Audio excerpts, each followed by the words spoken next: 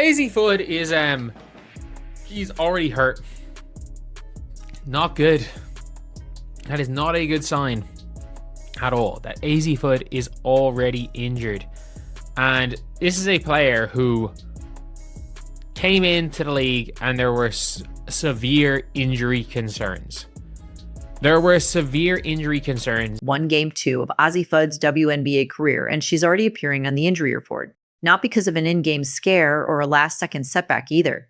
She entered the day listed with a 75% chance to play, but ultimately never stepped on the court. For a player whose entire draft evaluation revolved around concerns about durability and long-term health, this is pretty much the nightmare scenario to begin a professional career. The talent has never been the question with Fudd. Everyone knows the skill level, the shooting ability, and the star potential are elite. The concern has always been whether her body can consistently hold up through the grind of a full season. What makes this situation even more interesting is how differently injuries are discussed in women's basketball compared to other sports. When a highly drafted prospect struggles with availability early in their career, the conversation instantly shifts from potential to reliability. And now, only 2 games into her WNBA journey, that debate around Fudd is already becoming louder than ever. A full healthy season in 5 years? Like 25-26 in college was the first time Azzi Fudd had a healthy season since she was in high school. And that matters. Like, no matter what anyone wants to say, no matter what weird narratives are, health matters. And there was always a chance that Azzi Fudd was going to, especially coming off a college season where she played 1 game less than the max amount of games, losing in the Final Fours, and then going right into a WNBA season. 2, let's lay out the reality here because the details matter. Azzi Fudd tore both ACLs during her college career and battled multiple other injuries throughout her time at UConn. The 2024-25 season was actually the first fully healthy year she had played since high school. Think about what that means. Nearly 5 straight years of interrupted development. 5 years of rehab, setbacks, and trying to rebuild momentum while her body kept betraying her. Instead of getting consistent time to grow on the court, she was constantly fighting to get healthy again. And then after finally making it through a complete college season, she went straight from a deep tournament run, 1 game short of the maximum possible season after reaching the Final Four, directly into the grind of a WNBA schedule with virtually no recovery period. For a player with her injury history, that turnaround was always going to raise serious concerns about wear, recovery, and long-term durability. Azzi Fudd missed a lot more time through injury. And it's funny where it became a thing where nobody was allowed even in anything, whether it be the media, whether it be anything WNBA related. People weren't allowed to bring up, if anyone brought up Azzi Fudd's injury record, if anyone in the media brought it up or been talking about the draft, I saw it plenty of times. Like, some people were like, the Dallas Wing or Azzi Fudd should slide because of injury concerns. And they got called every name under the sun. Here's where the conversation became really complicated. Any analyst, media personality, or draft expert who mentioned Azzi Fudd's injury history immediately faced backlash online. People accused them of being negative, biased, or unfairly targeting her, as if bringing up durability concerns had nothing to do with actual basketball evaluation. But the reality is that injury history has always been a major part of draft analysis in professional sports. Teams invest millions into players, so availability and long-term health matter just as much as talent. What made the debate even stranger was the comparison to Paige Bueckers. Paige also dealt with serious injuries during her college career, including a tibial plateau fracture that sidelined most of her sophomore season and an ACL tear that cost her entire junior year. Those concerns were openly discussed by analysts without nearly the same level of outrage. Yet somehow, conversations about Fudd's much longer and more consistent injury history became almost untouchable online. Instead of being viewed as normal basketball analysis, many fans treated the topic itself like an attack, which created a very unusual dynamic around how prospects in women's basketball are evaluated publicly.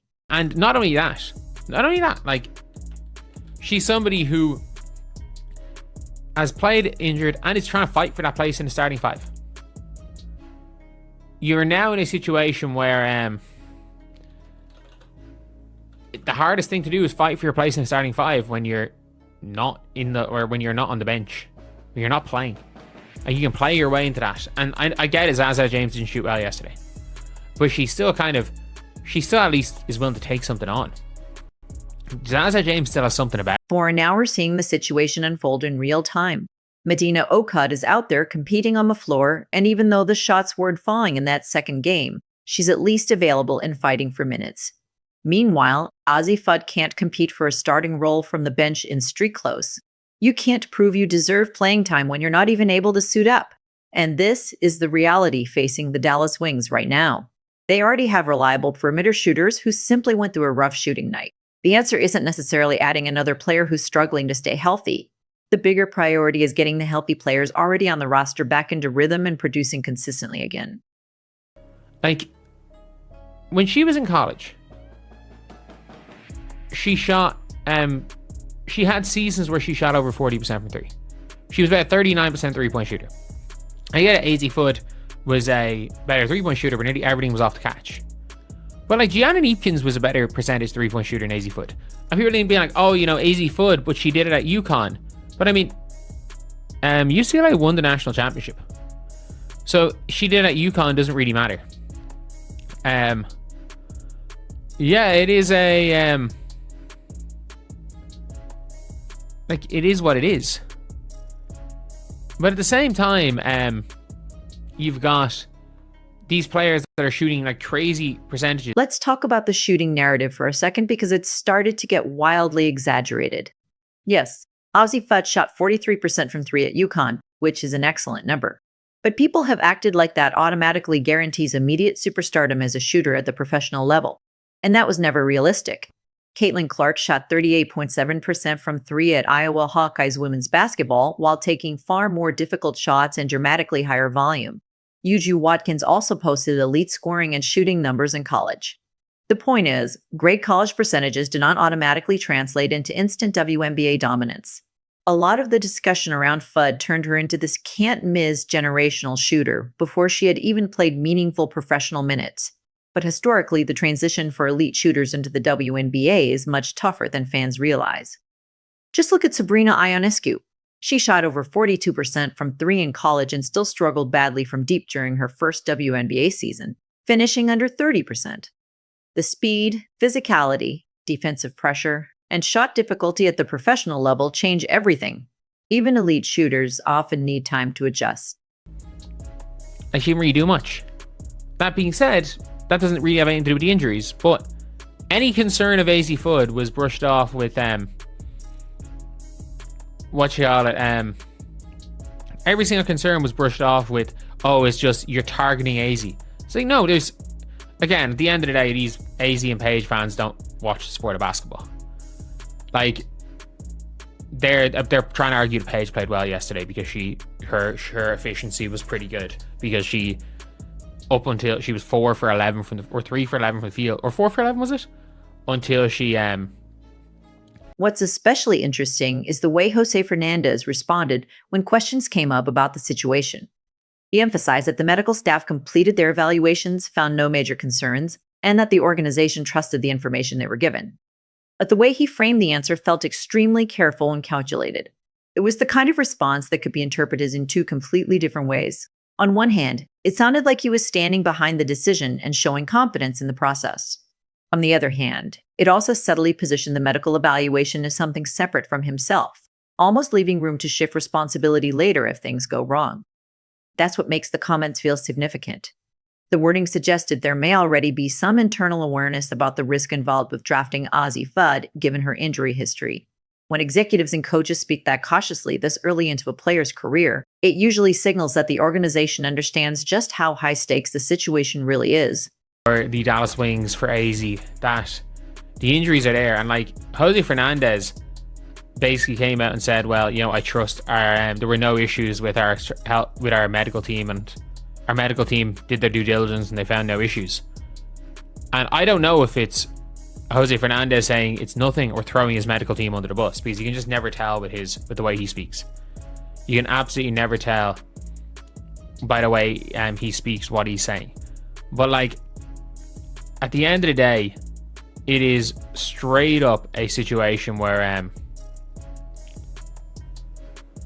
like, this is looking like it has not been a good pick. This is looking like it's not being a good pick. And the injury Here's my real evaluation of Azzi Fudd as a prospect, and it might surprise people who assume every criticism of her injury history means I'm down on her overall talent. I actually think Azzi has one of the highest floors in this entire draft class. There are scenarios where other top prospects simply don't translate to the WNBA level. A player like Aaliyah Edwards could struggle if the offensive game doesn't develop enough, or if the defensive impact drops against professional competition.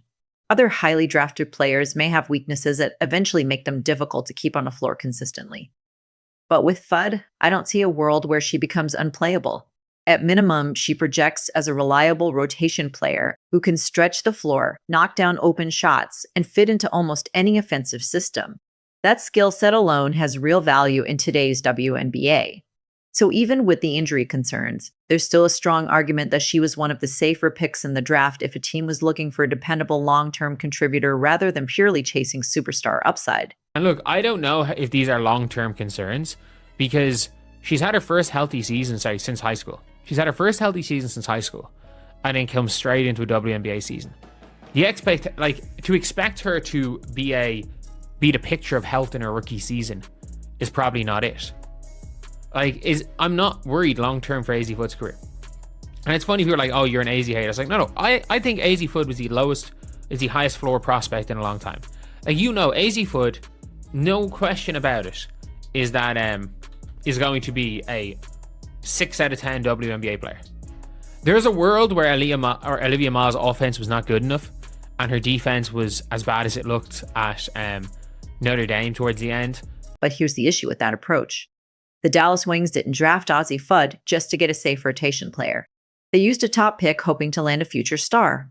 And when you compare ceilings across this draft class, Azzi's upside may not actually rank near the very top.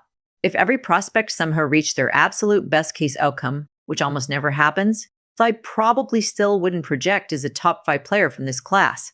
What makes her valuable is that she feels closer to her finished product already. She's polished, reliable, and easier to project, but her ceiling looks more like an elite complementary piece than a true franchise-changing superstar.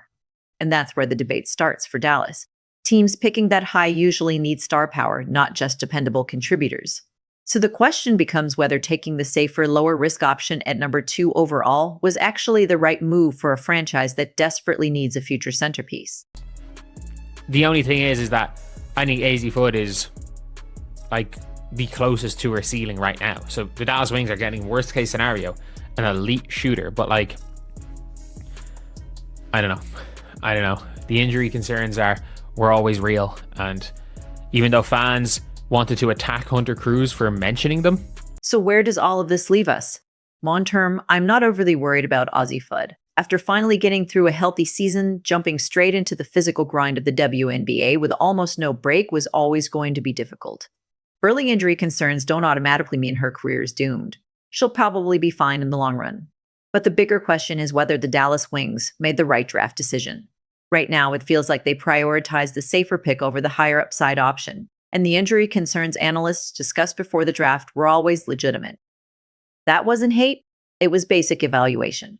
The bigger issue is how hard it's become to have honest conversations about players in women's basketball. Many fans are emotionally attached to individual stars, so any criticism or concern instantly gets treated like a personal attack instead of basketball analysis. The Azzi situation is a perfect example. Discussing a documented 5-year injury history should never have been controversial. It was relevant, fair, and important to the conversation.